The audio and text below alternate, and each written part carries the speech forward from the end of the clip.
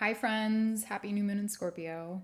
So, I want to concisely kind of give you my take on the astrology of the moment, specifically this new moon chart and what it's saying to me. And then I want to pull a few tarot cards for us just to kind of help us ground into this moment. So, let's get into it. At 1:30-ish, I think it was like 1:27 a.m. Pacific time this morning, Monday the 13th, we had a new moon in Scorpio at 20 degrees of Scorpio. For those of you who are kind of unfamiliar with what degrees mean, we have 12 signs in the zodiac, each of them 30 degrees. So 12 times 30 equals 360, which gives us the whole zodiacal wheel. And 20 degrees means that basically the new moon took place at like the 2/3 mark of the Scorpio constellation. And so when we have a new moon, the sun and the moon are at the same degree in the sky. So the sun and the moon both at 20 degrees of Scorpio. And in today's chart, the sun and the moon are exactly, not exactly, but a degree orb in opposition to Uranus, which means that they're directly opposite Uranus, which is a change maker, a revolutionary, a rebel. It's the modern ruler of the sign of Aquarius, which is often noted for being eccentric and kind of radical and brilliant at times, and someone who can think, or an energy that can think systematically and collectively, and is often described as a humanitarian, though I think if you know many Aquarius people, that is kind of a tentative term. Some people's Aquarian nature gets expressed in these sort of like social justice oriented ways, where other people's Aquarius energy often gets expressed as like rebelling against, more anarchist kind of. And I think that sort of anarchist energy is really well captured in today's chart. There is a feeling of anarchy with Uranus opposite the sun and moon, which represents sort of our life force and our emotions. And on a collective scale, it's like, what is the energy that we're emitting? What is the energy that we're like sort of collectively pumping into the universe? And what is the collective emotional body doing at this moment? In Scorpio, it's intense. The moon in Scorpio is not easy peasy. It's very deep. Scorpio, being a fixed water sign, can often get very sort of like stuck in the emotions because it's fixed, it's still. I think of like a still pond or a well when I think of Scorpio. And I think well is a really good metaphor for Scorpio energy because it's deep. You can plunge into it, and then you can also easily get stuck in it. And maybe you can look up and see the sky above, but it's like, how do I climb out of this? And so for a lot of us, we may be kind of feeling that. Like, how do I climb out of this emotional state that I've been in? And Uranus here, although really challenging when Uranus is in opposition to both the sun and the moon, our luminaries, it can also be very revolutionary. It can help us to shift. It can help us to access a new energy and to do it quite quickly and rapidly. And that can have positive and negative and everything in between consequences, especially when we're looking at the state of the world in this moment. When we think about rapid change and in the context of the genocides that are occurring in Palestine, in Congo, in Sudan, rapid change could be really fortunate, and it could also be very violent and scary. And similarly, when we look at it at like an individual level, rapid change can be really positive. It can represent these like fast lurches forward toward positive change, but it can also be unsustainable and even chaotic or reckless. And so I'm feeling this sense that we need to kind of find ways to bring thoughtful, measured energy to this current moment, which might be hard because we also have Mars, which is just 2 degrees away from the sun and the moon. Mars is not a patient energy, and Mars in Scorpio can maybe bring a little bit more patience as opposed to like its Aries Martian energy.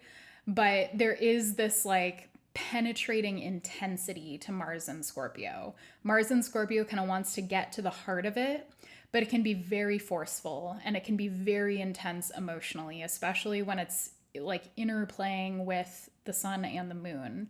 And so today you might feel this like desire, this sort of probing need to like get to the bottom of something, and to do it in a way that could be pushy, that could be dominating, that could even be manipulative. And there's this like simultaneous opposition happening between Mars and Scorpio and Uranus and Taurus, where there's this like tug of war between our bodies and our like relationship to the physical world, to the things we can touch around us, and then the sort of depth of our emotions. And you might notice that your physical world begins to sort of like mirror your emotional world, or vice versa. To give you a personal example, like I've been all over the board emotionally, and my apartment is an absolute clusterfuck right now. Like I moved in not that long ago, and I was doing really well at unpacking and settling in and decorating. And then, you know, the world happened, and my apartment began to resemble like I don't, if you walked in right now, it'd be hard to tell if I was moving in or moving out, because there are boxes, there's shit all over the counters, and it's causing me active anxiety every single day. And yet I found this like, it's been challenging. I haven't had the motivation to change it. I'm hoping that that motivation comes because the outer world around me is currently mirroring my inner world, which feels very disorganized and very chaotic. And I know that one of them needs to shift a little bit in order for the other one to begin shifting too. And so I give that example because I think it might be helpful for some of you to kind of conceptualize the way that this might be playing out in your life. And I would really encourage you to start with one. So if it feels more practical today for you to, or this week, not just today or even over the next 2 weeks, for you to take small steps, or big ones if the motivation is there, to shift the energy in your physical environment.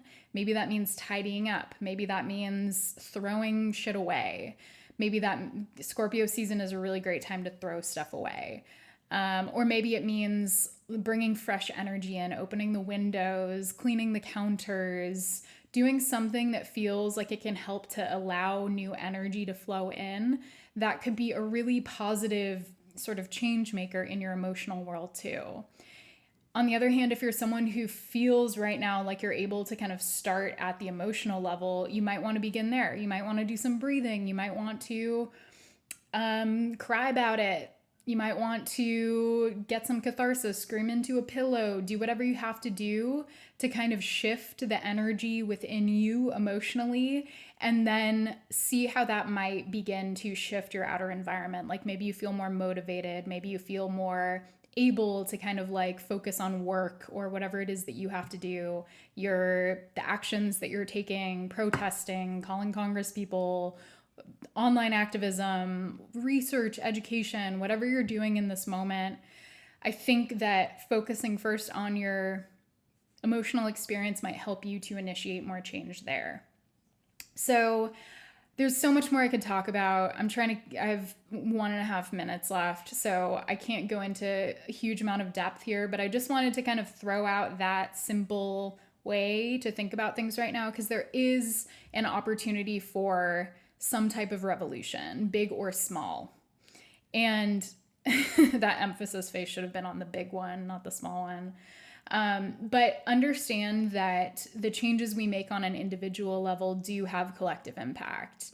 The way that you can revolutionize your own life, your own mind and thinking does ultimately help the way that or shift the way that you can contribute at a collective level. Okay.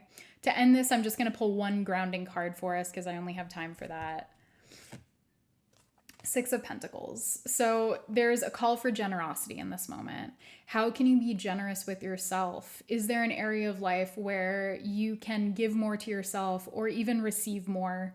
If you're receiving help from other people, how can you be appreciative and accept that with an open heart, as opposed to shutting it down because you have this notion of like hyper independence in your mind? On the other hand, if there are other people around you and you're feeling quite resourced in this moment and you're able to lend support and you're able to kind of step in, consider how you can do that, because that's how we build reciprocal relationships. That's how we build change.